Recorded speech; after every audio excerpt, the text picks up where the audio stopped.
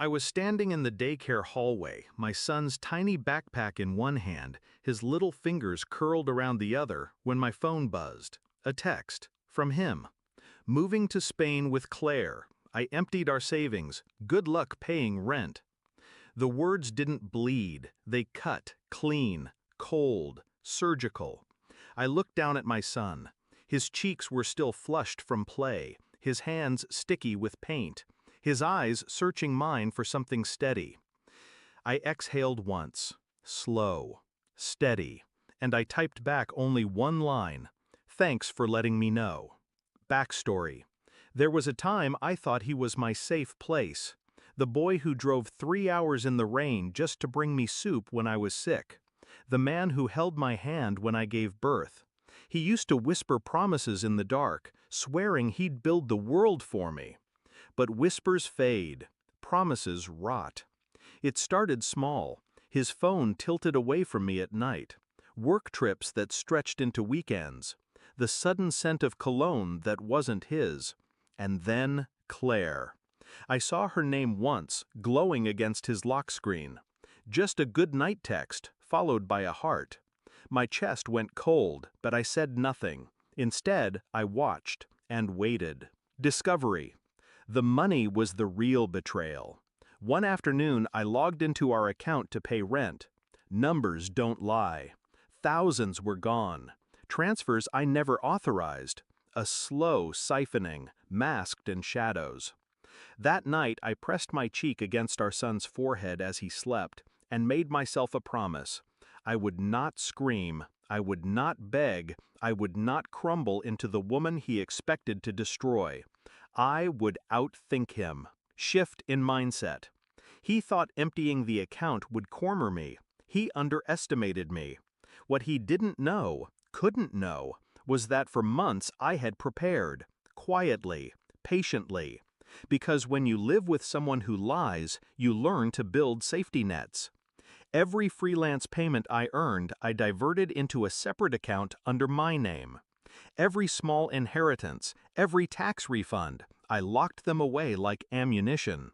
He never noticed. Men blinded by their own ego rarely do. And before he pressed send on that final text, I had already spoken to a lawyer. Custody, assets, restraining orders, everything filed, waiting, execution. When he boarded the plane, thinking he'd won, I moved. Step 1, I froze the joint account.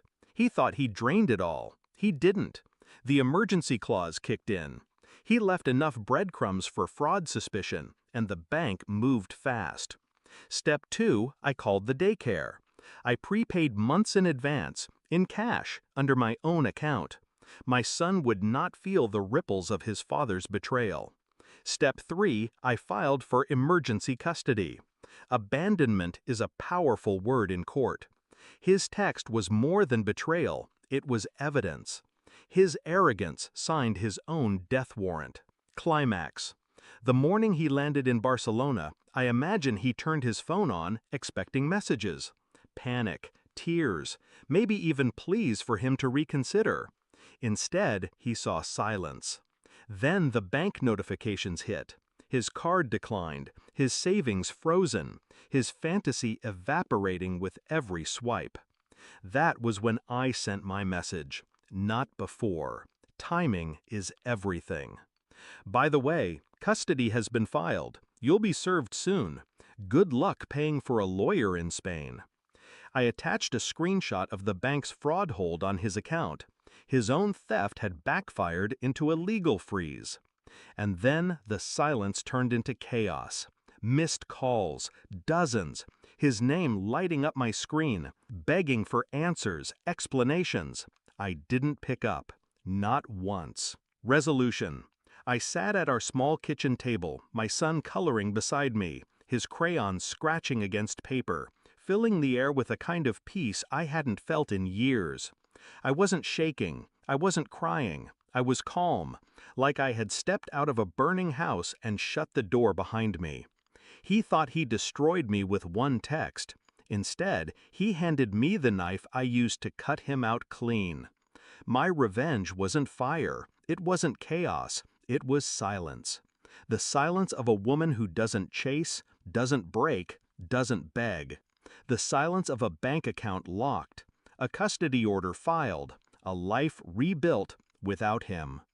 And when he finally realized what I had done, that every move was deliberate, that every step was waiting for him, I knew he felt it. The cold, the emptiness, the kind of silence that doesn't fade. I looked at my son's drawing, two stick figures holding hands beneath a crooked sun. No third figure in sight. For the first time, it looked complete, and I whispered, almost to myself, "Thanks for letting me know."